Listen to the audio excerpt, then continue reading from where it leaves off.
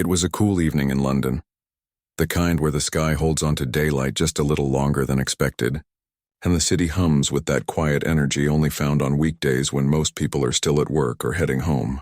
Inside a brightly lit television studio, however, time seemed to bend. The air buzzed not with tension but with anticipation. A small audience sat in neat rows, some clutching cups of tea, others whispering excitedly. They weren't just there for another talk show episode. They were there because two people they'd watched grow up on screen, separately, then together, then apart, then back again, were about to sit side by side for the first time in years. On stage, two armchairs faced a low coffee table arranged just so, with soft lighting that made everything feel like a late-night chat between old friends. And in a way, that's exactly what it was. The host, known for his quick wit and gentle teasing, adjusted his tie and glanced at his notes one last time. He'd interviewed movie stars, musicians, and world leaders, but tonight felt different. Not because of fame, though both guests had plenty of that, but because of something quieter, something harder to name. A kind of loyalty that didn't need headlines. Then they walked in. First came the woman, graceful, smiling, wearing a simple black dress that somehow looked both elegant and comfortable. She waved to the audience like she knew half of them personally, and maybe she did. In that way, some people carry warmth with them wherever they go. Behind her, slightly more reserved, but with that familiar half-smile tugging at his lips, came the man. Dressed in dark jeans and a soft-looking sweater, he moved with a calmness that seemed out of place in the flashy world of Hollywood. He didn't wave, but he nodded, and that small gesture felt just as genuine. They settled into their chairs, and the host welcomed them with a joke about how long it had been since they'd shared a screen. Laughter filled the room. It was easy, natural. They talked about their early days, how they'd met on the set of an action movie that nobody expected to become a classic. She remembered him being weirdly calm during stunts that terrified her. He remembered her making him laugh between takes even when he was trying to look serious. There were stories about missed cues, shared lunches in the studio cafeteria, and one time they both got lost in a foreign city during a press tour and ended up eating street food at 2 a.m., too tired to care about schedules. The audience leaned in. This wasn't rehearsed. It wasn't polished for PR. It was just two people remembering moments that mattered, not because they were grand, but because they were real. Then the host, ever the clever interviewer, shifted gears. He leaned forward, eyes twinkling. "All right," he said, voice light but curious. "You two have been friends for over 20 years. You've worked together, supported each other through thick and thin. So tell me, what do you really think of each other? Honestly?" He meant it as a playful question, the kind that usually gets a funny comeback or a sweet but vague compliment. Maybe something like, "Oh, she's the best," or "He's a total weirdo, but in a good way." The kind of answer that keeps things moving and makes everyone smile before the next commercial break. But the man didn't laugh. He didn't deflect. Instead, he turned his head slowly toward the woman beside him. His expression changed. Not dramatically, but enough that the room seemed to hold its breath. The easygoing vibe shifted into something deeper, quieter. He looked at her not like a co-star, not like a friend he was performing for the cameras, but like someone he'd known in the bones of his life. There was a pause, not an awkward one, but the kind of silence that happens when someone is choosing words carefully, because the wrong ones wouldn't do justice to what they feel. The woman noticed it too. She stopped smiling. Her hands, which had been resting loosely in her lap, tightened just slightly. She knew that look. She'd seen it before, on hospital waiting room chairs, at funerals, during phone calls in the middle of the night when the world felt like it was ending. It was the look he wore when he was about to say something true, and then he spoke.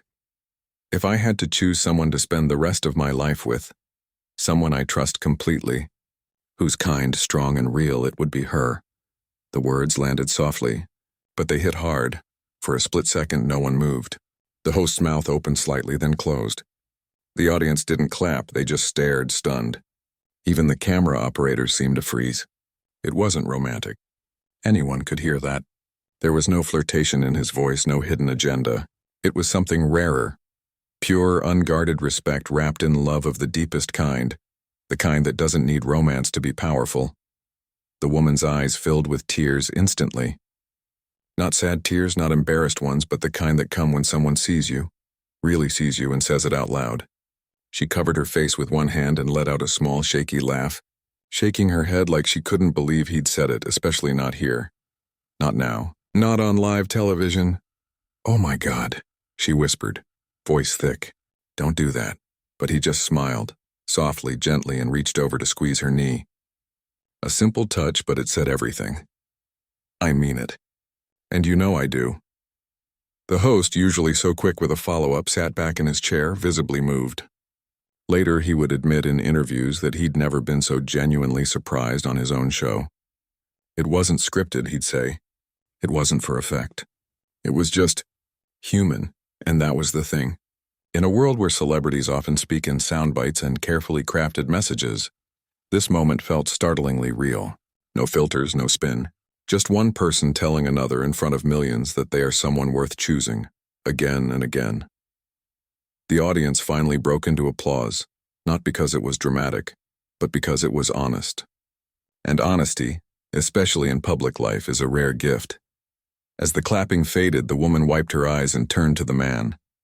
"You're going to make me cry on national television," she teased, but her voice trembled. "And you're going to pretend you didn't already cry during the blooper reel last time," he shot back, his tone light again, giving her space to breathe. They laughed, and the tension dissolved, but the moment stayed. It hung in the air like something sacred, something the audience would carry with them long after the show ended.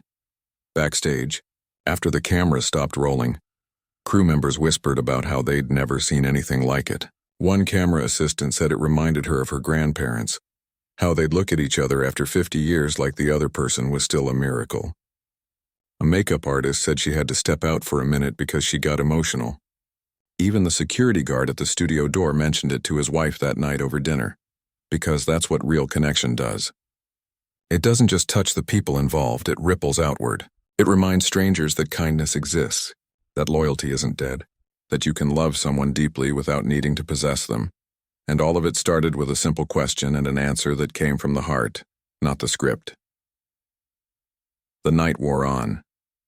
The city outside kept moving. Buses rolled, people hurried home, lights flickered in apartment windows. But inside that studio, for a few precious minutes, time had slowed down just enough to let truth slip through. Not the loud, flashy kind of truth, but the quiet kind. The kind that changes people without them even realizing it. And as the two friends walked off the set together, side by side, not saying much but not needing to, it was clear, some bonds don't need explaining. They just are, and sometimes all it takes is one honest sentence to remind the world how beautiful that can be. The moment hung in the air like a held breath. The studio lights, usually so bright and unfeeling, seemed to soften around them. The man hadn't shouted. He hadn't performed. He'd simply spoken, quietly, clearly, and in doing so had peeled back a layer of something most people only pretend to understand. Real friendship. Not the kind posted on social media with matching outfits and staged smiles, but the kind that shows up when no one's watching, when the world has gone quiet and everything hurts. The woman beside him was still wiping her eyes, laughing through tears, trying to regain her composure. "You always do this," she said, shaking her head, voice thick but warm. "You say something so simple and it knocks me over." She looked at the host, half apologetic, half amused. "He's like that. Always has been." The host, still visibly taken aback, leaned forward again, more gently this time. But what did you mean by that?" "The rest of your life. That's a big thing to say." The man didn't hesitate. "I meant exactly what I said," he replied, his voice calm, like he was talking about the weather. "Not in a romantic way. Never that. But if I had to pick one person to walk through whatever comes next, good days, bad days, silence, chaos, it would be her. Because she's steady. She's kind even when it costs her. And she doesn't pretend." He paused, glancing at her again. And she's the only person who's never asked me to be anything other than who I am. That last part landed differently. Not with drama, but with weight. Anyone who'd followed his life knew he'd carried more than his share of loss. His child gone before she could take her first breath. His closest friend taken too soon. The woman he loved lost to illness. He'd never spoken much about it in interviews. He'd just kept going quietly, showing up on sets, helping strangers, riding the subway alone. The world called him mysterious or sad, but those who knew him said he wasn't either. He was just present, and that presence, it turned out, had been anchored by someone sitting right beside him. The woman reached over and touched his arm, just for a second. "And he's the only one who never treated me like I was fragile," she added softly. "Even when I was falling apart, he didn't tiptoe. He just sat with me in it." She didn't go into details and no one asked, but the audience understood. You didn't need names or dates to feel the truth in those words. Everyone has known grief. Everyone has needed someone who doesn't try to fix you, just stays. The host, sensing the shift, didn't push for more. Instead, he smiled and said, "Well, I think we all needed to hear that today." Laughter returned, lighter this time, but the mood had changed. It wasn't just a fun celebrity chat anymore. It had become something else, a quiet testament to the kind of love that doesn't need a label. After the taping ended, the crew lingered longer than usual. No one rushed to pack up. People stood in small groups talking in low voices. One young intern, barely out of college, admitted she'd been having a rough week. Her grandmother was sick, her rent was due, and she'd been feeling invisible. "Hearing him say that, it made me call my best friend on the way out," she told a coworker, "just to say thank you." That's the thing about honesty, it's contagious. Later that night, clips from the show began spreading online. Not the usual funny bloopers or dramatic reveals, but that one exchange. People shared it with captions like, "This is what real love looks like," or "Friendship goals." Some viewers cried. Others wrote long posts about their own lifelong friends, the ones who'd held them up during breakups, job losses, family crises.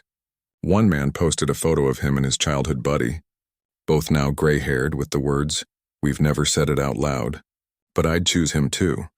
The internet, often so loud and angry, went unusually soft for a few hours. Back in the green room, the two friends sat together sipping water, the adrenaline of being on camera slowly fading. There was no need for big speeches now. They'd said what mattered. Instead, they talked about small things, what they'd eat for dinner, whether it would rain tomorrow, a silly text one had sent the other that morning about a cat video. That's how it always was with them. The big moments were rare, but when they came, they were real. The rest of the time, just life, shared meals, phone calls that lasted too long, showing up without being asked. Years earlier, after one of the hardest losses either of them had faced, they'd spent an entire weekend in her living room. No movies, no music, just silence and tea. He'd brought soup. She'd made space on the couch. Neither tried to cheer the other up. They just existed together in the ache. And somehow, that was enough. That's what he meant by the rest of my life. Not grand adventures or constant excitement, but the quiet certainty that someone will sit with you in the dark and not flinch. The next morning, news outlets picked up the story. Headlines read, "Actor's emotional tribute stuns talk show host and Hollywood's most unlikely love story, platonic." But the two of them didn't read the articles. They never did. They knew the truth didn't need headlines. Still, the impact rippled outward. Therapists shared the clip in sessions, using it to talk about healthy relationships. Teachers showed it to students to discuss empathy. Even in online forums where people debated everything from politics to pop culture, this moment became a rare point of agreement. That was beautiful. And it was. Not because it was perfect, but because it was human. One viewer, a woman living alone in a small town, wrote in a comment, "I lost my best friend last year. We never said things like that to each other. I wish we had. Now I'm calling my sister to tell her I'd choose her too." That's the power of words spoken from the heart. They don't just reflect a relationship. They inspire others to look at their own. As days passed, the buzz faded, as it always does. New scandals broke, new trailers dropped, new trends took over. But for those who'd been touched by that moment, something lingered. A reminder that connection doesn't have to be loud to be strong, that showing up matters more than saying the right thing. That love isn't only found in romance, it's also in the friend who remembers how you take your coffee, who calls just to hear your voice, who says without flinching, "I'd choose you." And in a world that often feels disconnected, where people scroll past each other's lives without really seeing them, that kind of love is revolutionary. The man and woman never made a big deal of it afterward. They didn't do follow-up interviews about the moment. They didn't turn it into a book or a podcast. They just went back to being who they'd always been. Two people who'd chosen each other, again and again, not for what they could get, but for who they were. Sometimes months later, when they'd meet for dinner or walk through a park, someone would come up to them, eyes a little shy, and say, "That thing you said on TV, it meant a lot to me." And they'd both smile, nod, and say thank you, not because they wanted credit, but because they understood. It wasn't really about them. It was about the idea they represented, the idea that deep, lasting friendship is not only possible, but worth protecting. And maybe that's why the host was so shocked. Not because it was dramatic, but because it was rare to see it spoken so plainly, so publicly, without irony or apology. In a culture that often reduces relationships to categories, couple, colleague, acquaintance, this defied easy labeling. It was just love, quiet, loyal, and true. As the weeks turned into months, the clip became one of the most watched moments in the show's history. Not because of shock value, but because it offered something people were starving for.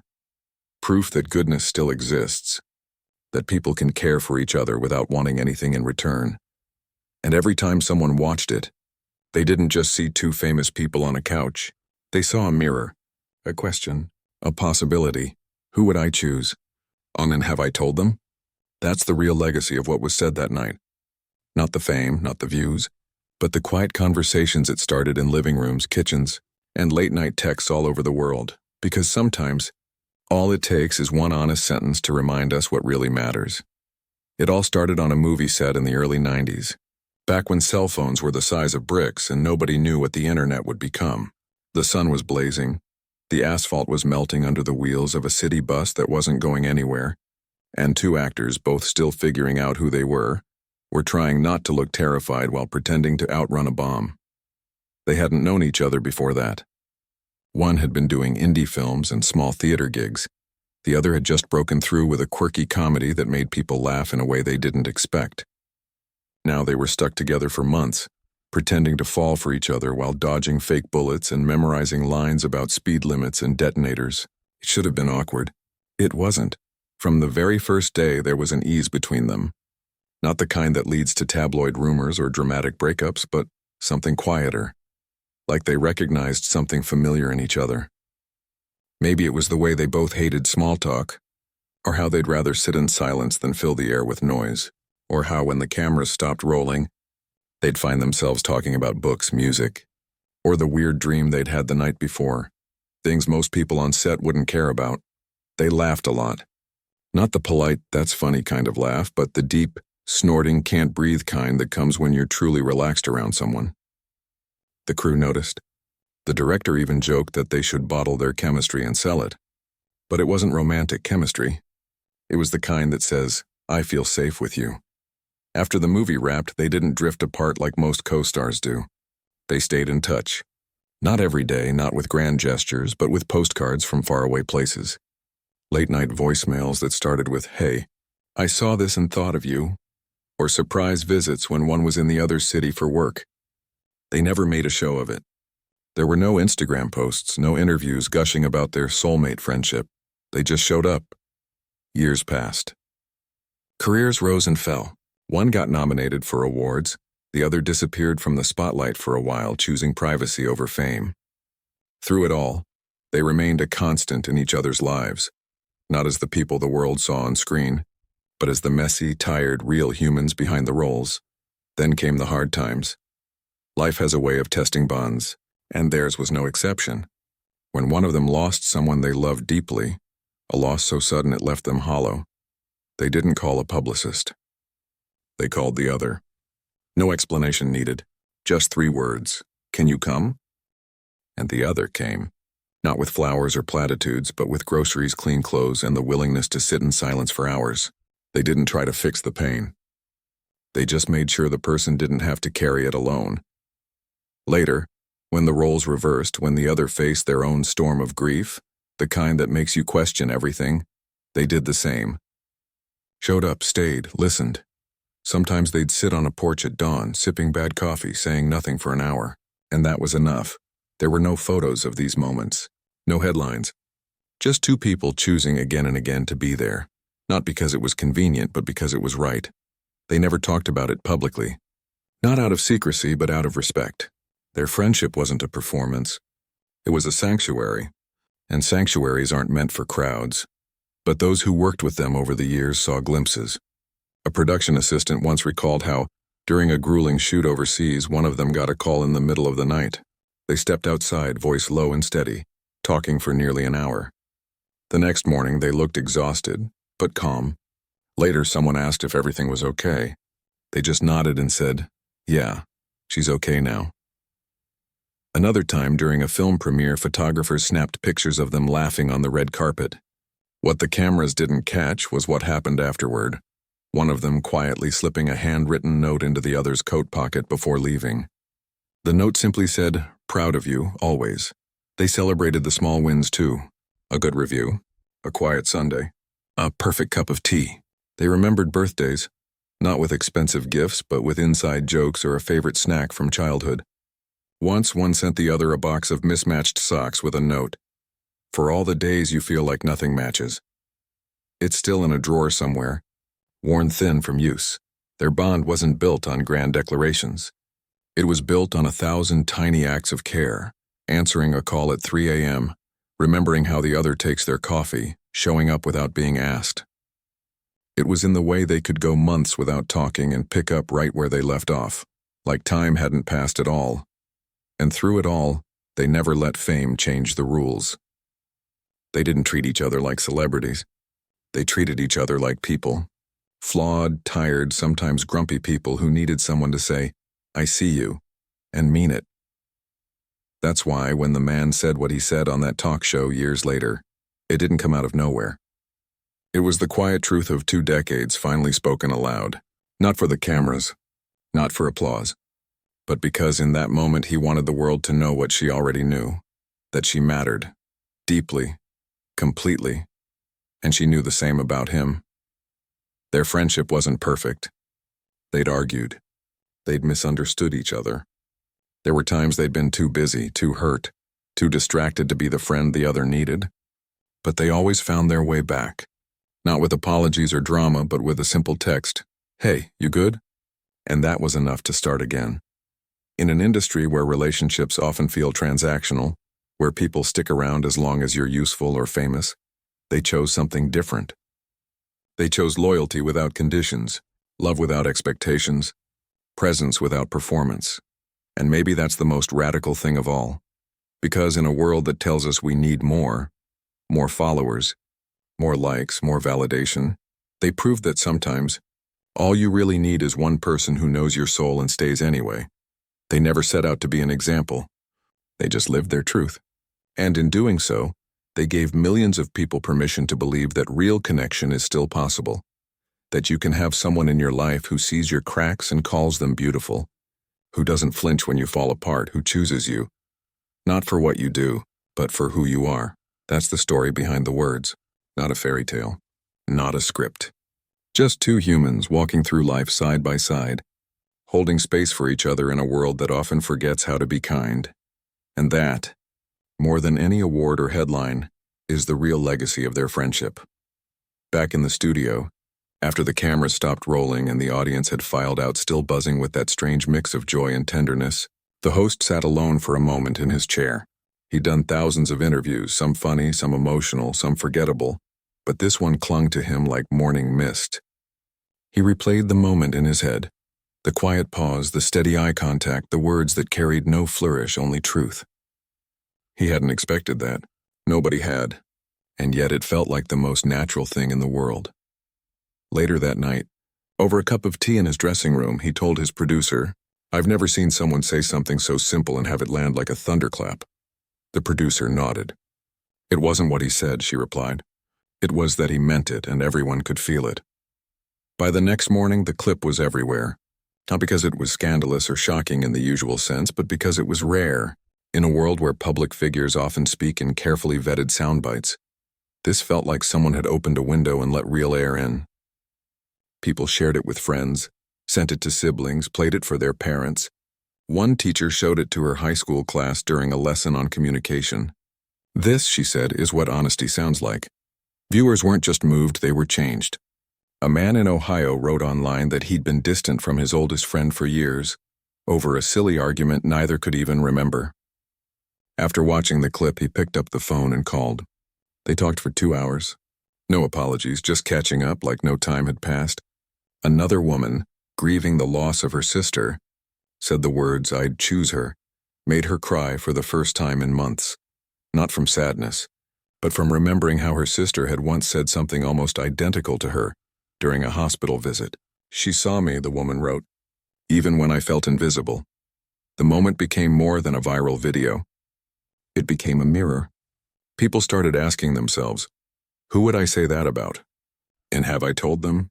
Even people who didn't follow celebrity news found themselves drawn to it. Maybe because it wasn't really about fame at all.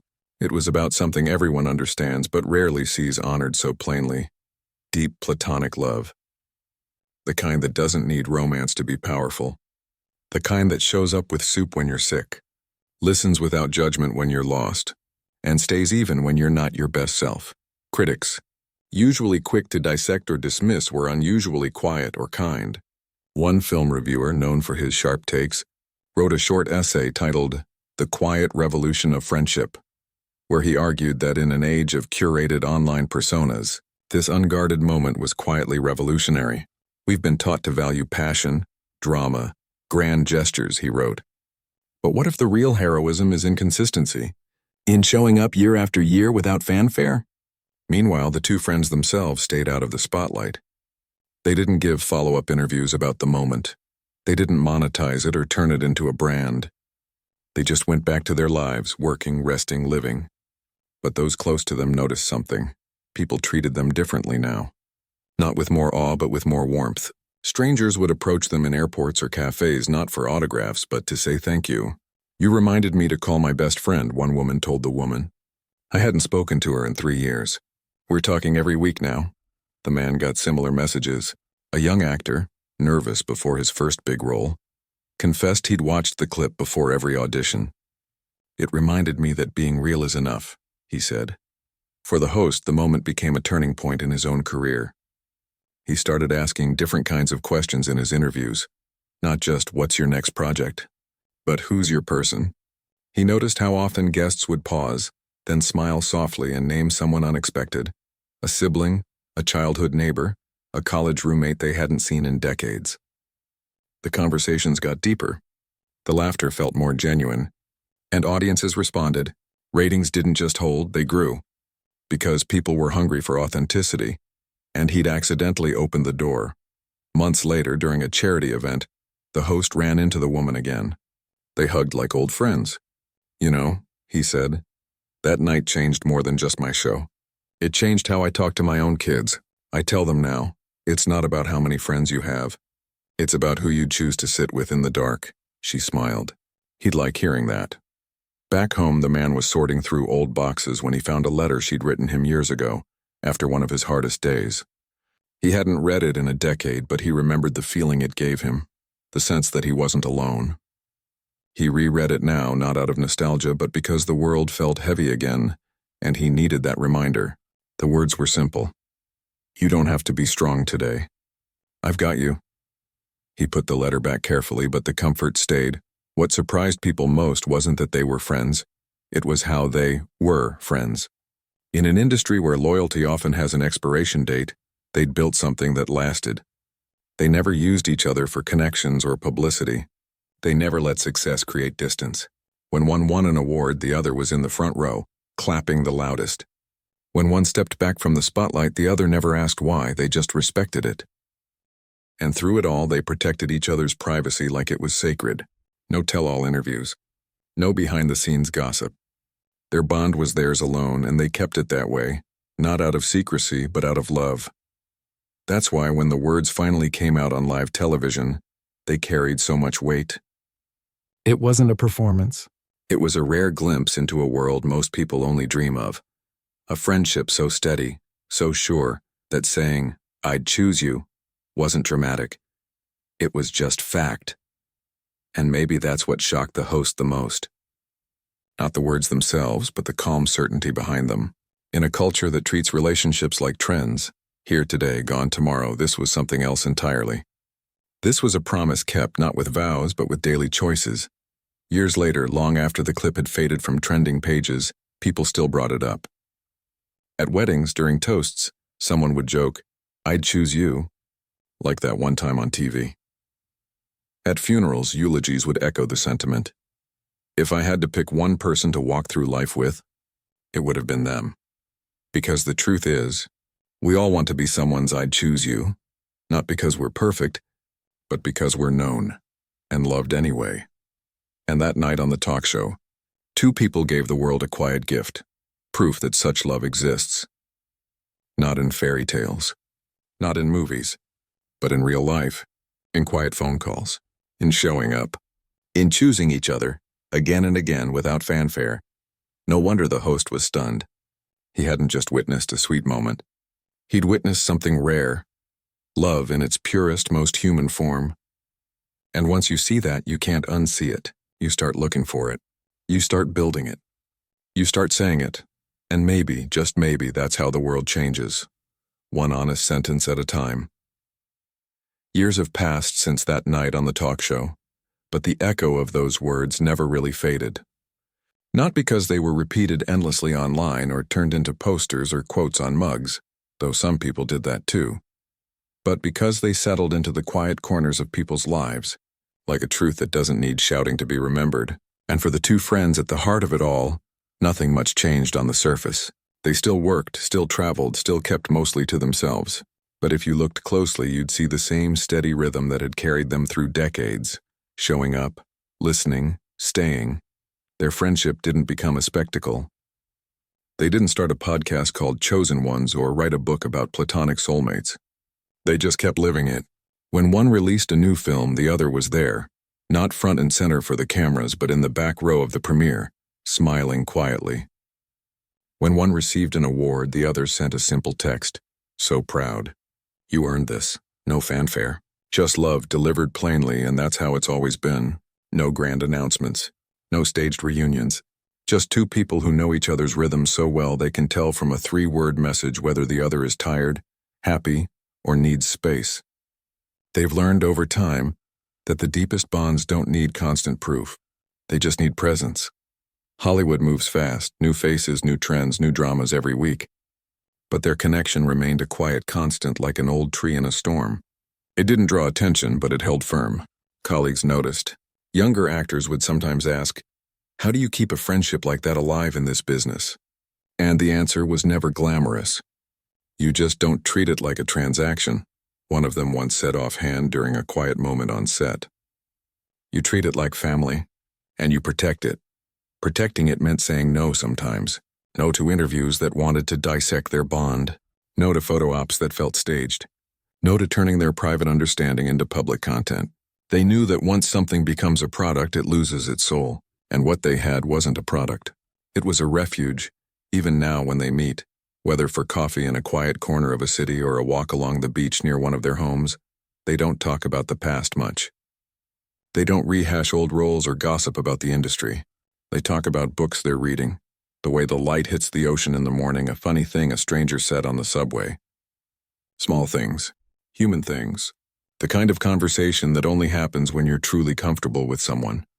And comfort, real comfort, is rare, especially in a world where so many relationships feel conditional, based on what you can offer, how famous you are, how useful you might be. But theirs was never like that. It was built on something quieter, mutual respect, shared silence, and the unspoken agreement that they would never ask the other to be anything other than exactly who they were. That's why, when the man said what he said all those years ago, it wasn't a performance. It was just the truth finally spoken out loud, and the woman knew it. She didn't need him to say it to believe it. She'd felt it in 1,000 small ways over the years. In the way he'd answer her call at 2 a.m., in the way he'd remember her favorite tea, in the way he never tried to fix her pain, just sat with her in it. Now, as they've both gotten older, the world watches them with a kind of gentle curiosity, not because they're fading stars, but because they represent something people are starting to miss: loyalty that lasts. In an age of ghosting, cancel culture, and disposable connections, their friendship feels like an anchor, and people cling to that idea. Not because they expect to replicate it exactly, but because it reminds them that deep, lasting bonds are still possible. They've inspired more than just admiration. They've sparked real change in how people think about friendship. Therapists report more clients talking about chosen family. Schools have started lessons on emotional intelligence that include clips of their interview, not to idolize them, but to show students that vulnerability isn't weakness. Even in corporate workshops, leaders use their story to talk about trust and consistency in teams. But none of that matters to them. They don't track the impact. They don't read the think pieces. They just keep being who they've always been. Two people who chose each other not for what they could gain, but because they saw something real in one another, and honored it sometimes. On quiet evenings, one of them will send the other a photo, a sunset, a stray cat, a cup of coffee steaming in the morning light.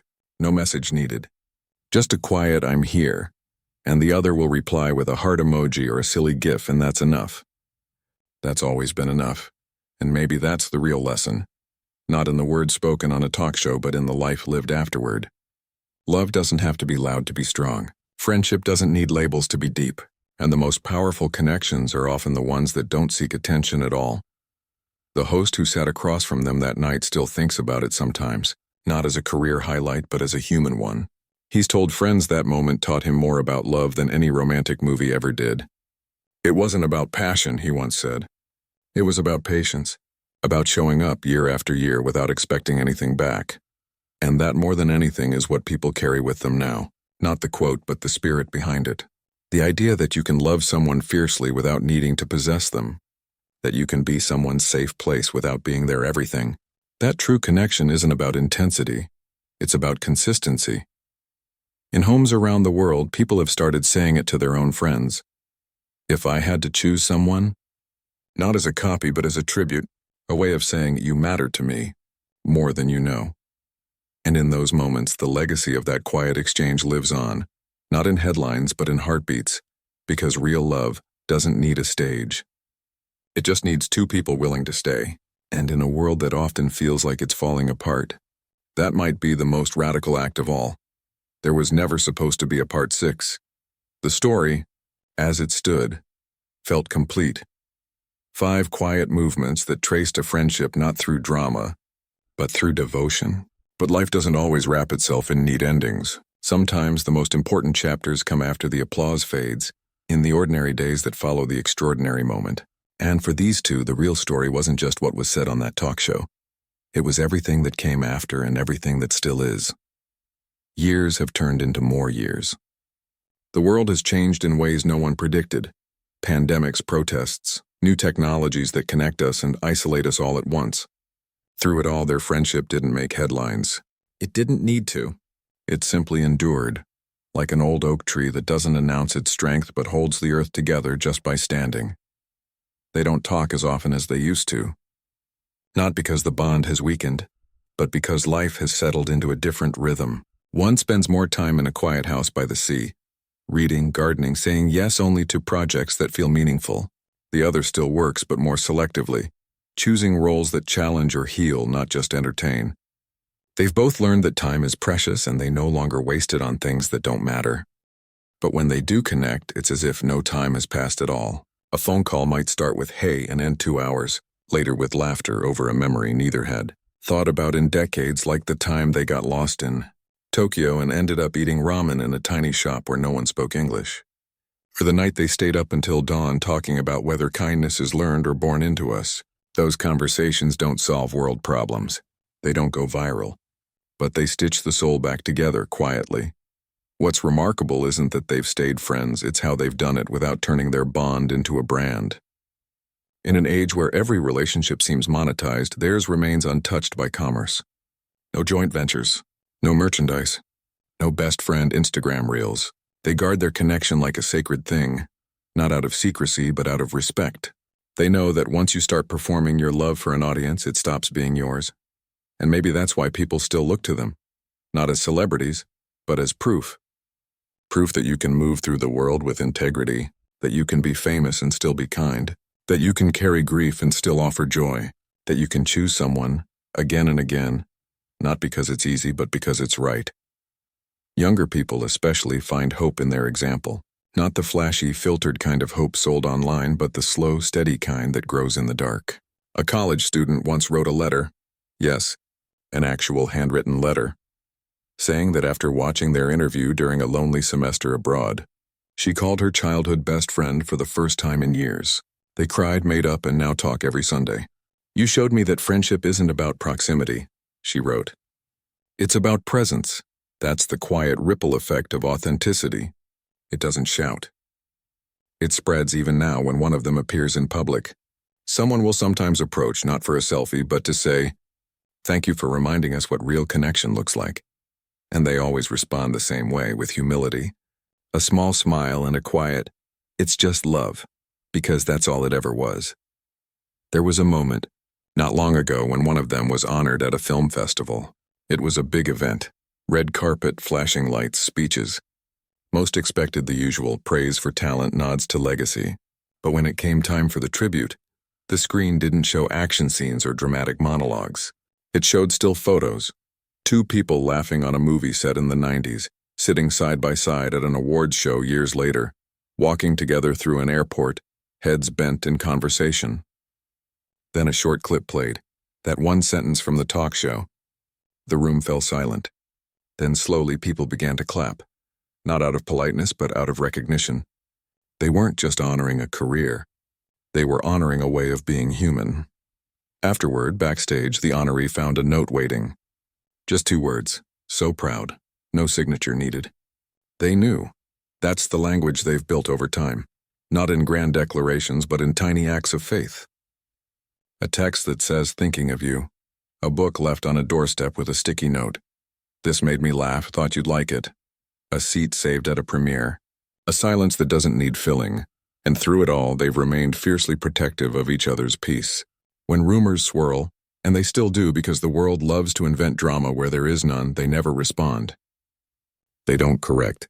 They don't engage. They just let the noise pass like wind through trees. Because they know the truth doesn't need defending. It just needs living. Now, as they move through their later years, there's a gentleness to their friendship that wasn't there before.